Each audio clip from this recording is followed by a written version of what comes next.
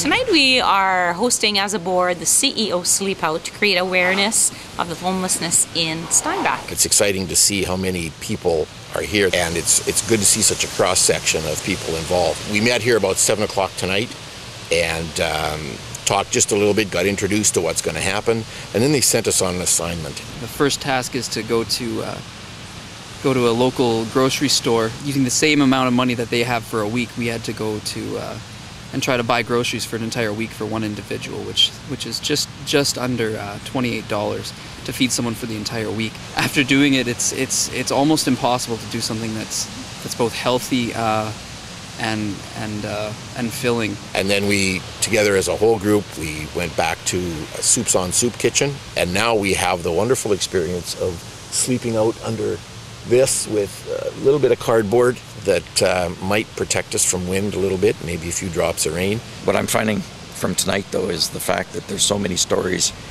that we just don't know about. My name's Al Weeb. I came from a job that was worth 6 figures a year, and I lost that and ended up on the street for 14 months. I found when I was on the street that hope was sometimes the only thing you had. You live moment to moment, step by step, and when you lost hope, I lost my will to live. And what this does is it really builds hope for people. It gives them a shelter, it gives them a place to feel home. And an event like this draws attention to and puts a spotlight on a homeless issue in rural Manitoba. And that's what you're seeing here tonight, the strength of community, people coming together to offer assistance, offer hope. And I think that's the key thing, the hope. It's underground. You don't even see it if you're not aware that it's there. So this has been a very good educational evening for me.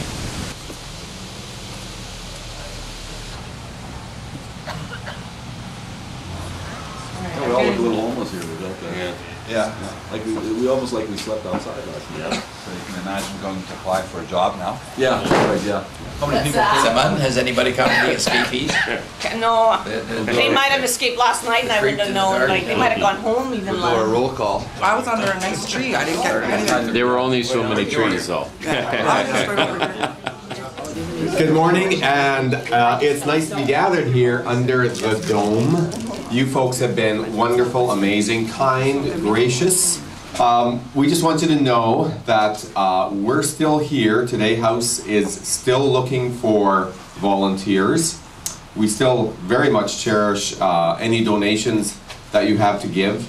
And I think each of us is probably going to go away understanding poverty a bit better. I'm just looking around this group, and I know that this is a group that always actually does their best and actually has the interests of others at heart. So thanks for being who you are. Go out and have a good day. Thank you. Thank you.